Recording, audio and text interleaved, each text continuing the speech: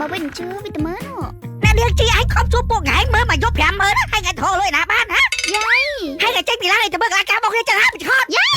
ចាអ្នកនាងជីមានដឹកបោកដែរ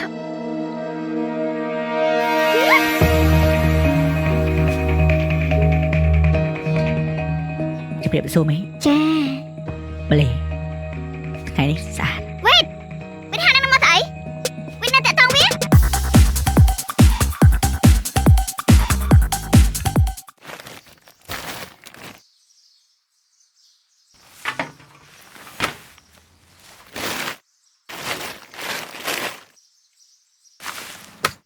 បងបើរើតែកុំកាយញ៉ាំញ៉ៃ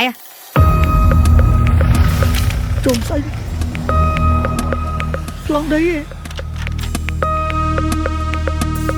ជុំបងអានេះប្លង់ដីបើយកបោះចោលចឹងនេះបើឲ្យជួយមើលខ្ញុំអត់ចេះសផងខ្ញុំមិនចូលចេះសដែរហើយប្លង់ដីមកទៅយកមេមើលសិន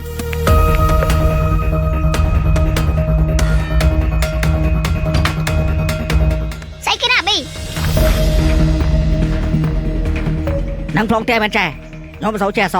ហើយចាយហើមកអីបើចាយបោះចោលអត់ធំសម្រាប់ឯហ្នឹងអ្នករឿងសម្រាប់មិនឃើញចាចឹងយកបោះចោលមកចឹងបាទចេះ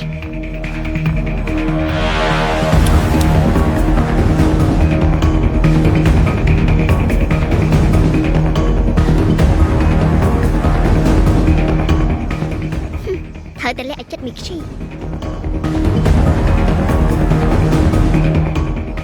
នេះជាមេរៀនថ្ងៃក្រោយត្រូវតែប្រចាំទីមីខ្ជិកុំប្រហែលបងទាំងអស់គ្នាថៃខំម៉ៃសមុទ្រយើងមិនថាយកតែឆាឬក៏ធ្វើអីផ្សេងទេគឺឆ្ងាញ់ដូចគ្នាបងចង់យកស្នេហ៍20កេះ